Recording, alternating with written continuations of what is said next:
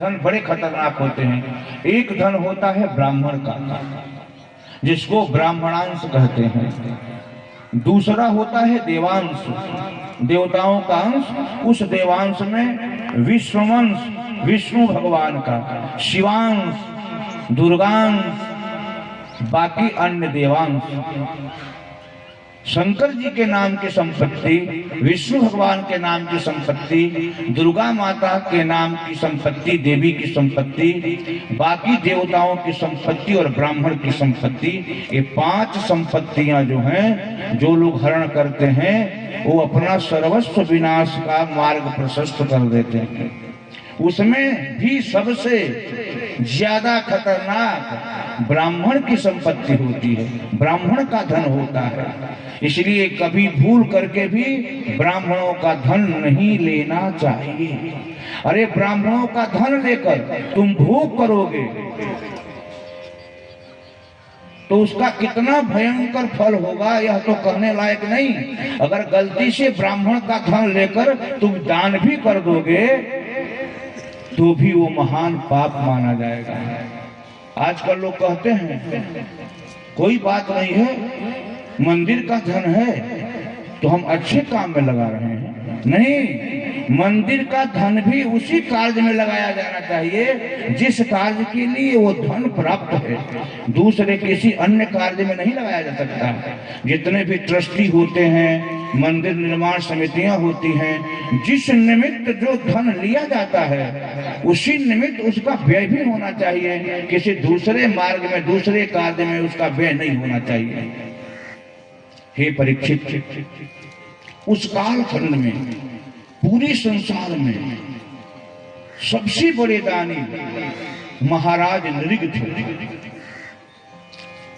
तुम पृथ्वी की एक एक धूलि को गिन सकते हो, आकाश के तारे की गणना हो सकती है, समुद्र के जल को बूंद बूंद बना करके तुम उसके संख्या का निर्धारण कर सकते हो। लेकिन महाराज नृग ने जितनी गायों का दान किया था उसकी कोई संख्या नहीं हो सकती। वो इतने बड़े गोदानी थे। एक दिन गलती से महाराज नृग ने ब्राह्मण के गाय का दान कर दिया।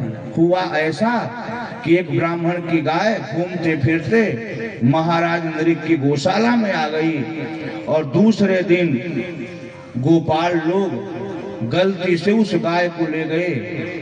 महाराज नृग नियमानुसार गायों के बीच में उस गाय का भी दान कर दिए। वो ब्राह्मण जब गाय लेकर जाने लगा तो उधर से आता हुआ वह ब्राह्मण जिसकी गाय भूल गई थी, इस ब्राह्मण को गाय लेकर जाते हुए देख लिया।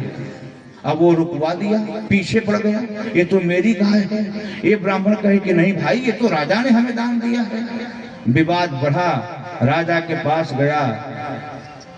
राजा इसका समाधान करने के लिए तत्पर हुए, प्रयास किए, परंतु समाधान नहीं हो रहा है। वह ब्राह्मण कह रहा है कि आप गोदान हमें किए हैं, हम लेकर जाएंगे। जब वो उस ब्राह्मण से निवेदन करते हैं कि आपकी एक गाय है, इसके बदले में आप जितना चाहे 1000, 10,000, 20,000 गाय ले लीजिए, अब वो कह रहा है कि नहीं, मैं यही गाय लूंगा। ब्राह्मणों का भी हट तो हट होता है। इसी बीच में महाराज नृग की आयु शेष हो गई। उस संसार को छोड़ करके यमपुरी पहुंचे। धर्मराज की सभा में विचार हुआ। विचार में यह निर्णय हुआ कि महाराज कुछ वर्षों तक आपको गिरगिट बन करके संसार में रहना पड़ेगा। पुण्य तो आपको इतना है कि सदियों तक आप स्वर्ग में रहेंगे, लेकिन आपका एक पाप भी है। आपने गलती से अनजाने में ब्राह्मण के गाय का दान कर दिया है, इसलिए आपको गिरगिट बनकर रहना पड़ेगा। महाराज ने कहा क्यों? बोले आप इतने मजबूर थे कि जिस ब्राह्मण को गाय दिए थे वो जब तर्क दे रहा था तो उसकी तरफ सिर हिलाते थे कि आप ठीक कह रहे हैं, और जिस ब्राह्मण की गाय आपके गौशाला में आ गई थी तो गाय वाले ब्राह्मण की बात सुनकर उसके लिए भी आप सिर हिला रहे थे। तो आपने दोनों का पक्ष लिया आप ठीक समय से निर्णय करने में असमर्थ रहे, इसलिए बराबर अपनी गर्दन को हिलाने वाले गिरगिट का जन्म आपका होगा। गिरगिट आप लोग समझ रहे हैं ना, कोई तकलीफ नहीं ना है? हाँ, गिरगिट। तो बोले कि मैं पहले गिरगिट ही बनूंगा। वही गिरगिट बने हुए थे। भगवान ने यह सोचकर कि मेरे खानदान के लोग भविष्य में ब्राह्मणों का अपमान न करें, ब्राह्मणों के धन को न लूटें, ये लीला रचाई।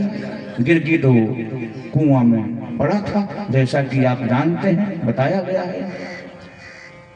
गिरगिट को 10-10 हजार हाथी का बल रखने वाले भगवान के बेटे सांबादी निकाल कर थक गए और निकल नहीं रहा था। समझिए, एक ब्राह्मण की गाय को गलती से दान देने के पाप का इतना वजन है कि 10,000 हाथी का बल रखने वाला भी उसका उद्धार नहीं कर सकता। तो भगवान को लोग याद किए।